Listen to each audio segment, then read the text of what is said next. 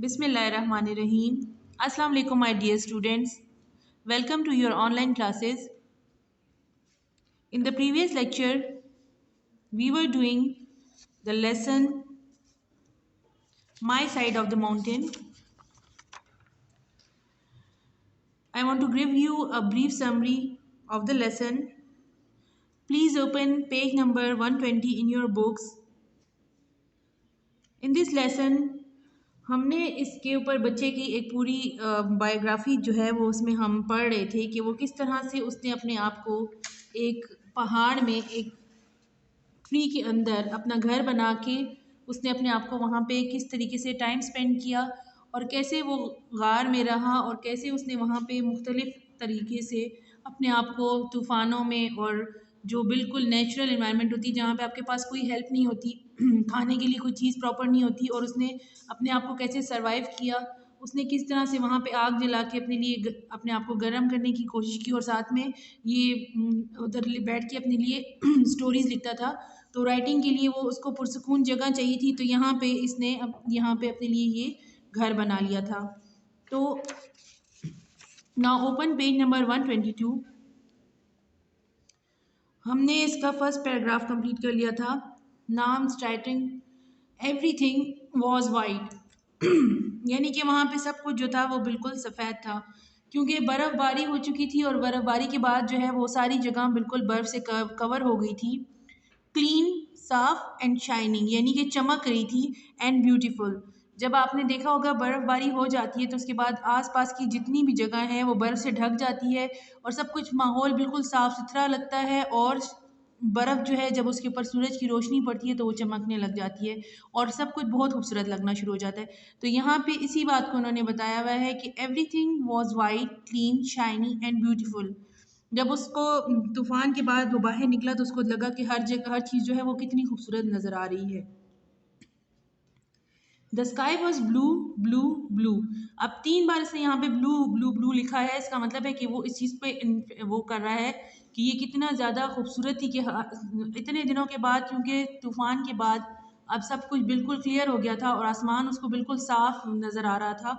तो नीला आसमान उसको नज़र आया तो वो खुशी से उसने बोला कि the sky was blue blue blue. The hemlock Grove was लेस्ड with snow. अब स्टूडेंट्स आप अपने साथ अपनी पेंसिल साथ रखें और जो मुश्किल अल्फाज हैं वो आप लिखें। द हेमलॉक, हेमलॉक उसका जो साथ में छोटा सा जानवर था जो कि साथ में इसके गार के साथ उसका घर बना हुआ था। ग्रूव, ग्रूव का मतलब है झुंड जिसमें वो रहता था। वॉज लेस्ड, लेस्ड का मतलब है कवर्ड यानी वो कवर था किसी के साथ, बर्फ़ के साथ। तो ये भी जो था ये जानवर को भी बार बार ये नोट करता रहता था कि वो अब क्या कर रहा है। तो उसने देखा कि उसका जो घर है वो भी कवर जो है वो स्नो से हो चुका है। The मीडो was smooth and white. और मीडो किसको कहते हैं, घास का मैदान। तो ये आसपास जितना घास का मैदान था वो भी बिल्कुल स्मूथ था यानी वो बिल्कुल शफाफ और सफ़ेद हो चुका था।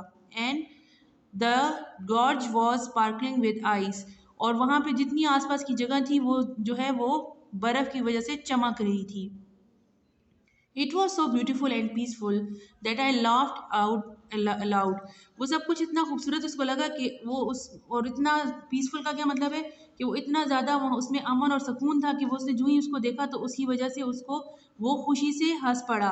एट लाउड और यानी ज़ोर से उसने जो है वो अपना खुशी का इजहार करने के लिए वो हंसा। I guess I laughed because my first snowstorm was over and it had not been so terrible after all.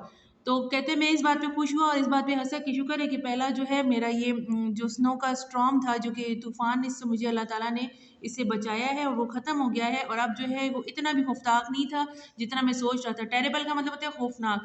तो वो कहते हैं ये ऐसा भी नहीं था कि मैं उसको बिल्कुल बर्दाश्त नहीं कर सका और आखिरकार मैं इससे बाहर आ गया हूँ। देन आई शाउटेड और मैं चीखा, आई डिड इट, ओ मैंने ये कर लिया, मैं इस सारे तूफ़ान को मैंने गुजार लिया। My voice never got very far, लेकिन मेरी आवाज़ इतनी दूर नहीं गई। I was hushed by the tons of snow. Hushed का मतलब है खामोश करना यानी आसपास सिर्फ टन्स ऑफ स्नो, हर तरफ बर्फ़ ही बर्फ़ थी और मेरी आवाज़ जो थी वो उस बर्फ़ के मैदान में गुम हो गई, बस खामोश हो गई। मैंने अपनी तरफ से तो बहुत चीखा लेकिन वो आवाज़ जो थी ज़्यादा आगे नहीं बढ़ी। I look for science for the baron weasel, और मैं इधर उधर ढूंढ रहा था कि जो इसके साथ वो वीजल जो था वो किधर है। इसने उसका नाम बैरन रखा हुआ था। वीजल जो है एक छोटे से जानवर को कहते हैं, गुलेरी की तरह से थोड़ा सा बड़ा होता है। ये जो था ये भी उधर रहता था, तो इसने कहा देखूं वो है आसपास कहीं या नहीं, लेकिन वो वहां पे नहीं था। His footsteps were all over the boulder. boulder गोल पत्थर को कहते हैं, यानी वो वहां पे उसके पैरों के निशान, फुटस्टेप्स किसको कहते हैं, कदमों के निशान, उसके कदमों के निशान तो थे। Over slides where he had played, तो जहाँ पे उसके खेला करता था वहां पे उसके कदमों के निशान तो थे, लेकिन वो खुद नहीं था। He must have been up for hours enjoying the new snow, तो कहता है वो लगता है यहाँ पे वो खेलता रहा होगा, नई नई जो कि बर्फ हुई पिघली और बर्फबारी हुई है, उसके बाद जो है ये यहाँ पे खेलता रहा होगा।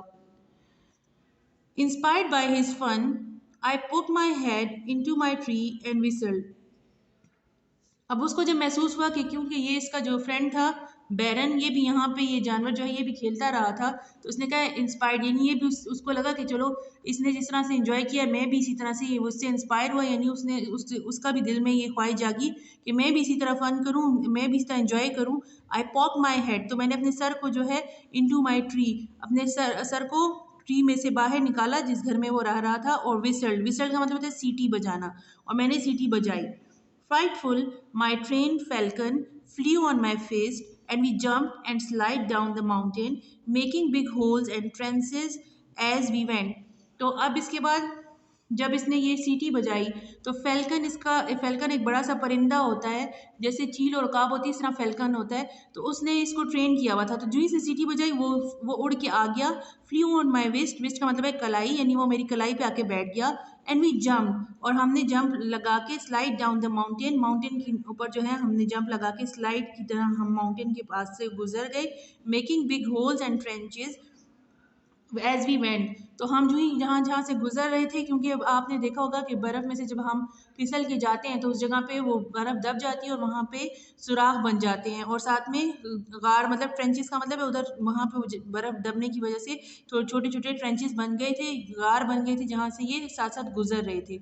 It was good to be whistling and careful again because I was sure scared by coming off that storm, तो ये जो था उसमें सीटी बजाना और केयर फ्री का मतलब है उसमें किसी किस्म की उसको किसी चीज़ का गम नहीं था, वो आराम से बेफिक्र होके आराम से उस सारी जगह को एंजॉय कर रहा था। क्योंकि आई was sure scared by the coming off that storm, लेकिन मैं ये इस बात से स्केयर्ड का मतलब होता है डरना, मैं डर तो रहा था कि अभी फिर स्टॉर्म आएगा, लेकिन इस वक्त इस सीटी बजा के अपने आप को एंजॉय करा रहा था कि खैर है अभी तो यहाँ पे मैं इस जगह पे बहुत ज़्यादा एंजॉय कर रहा हूँ।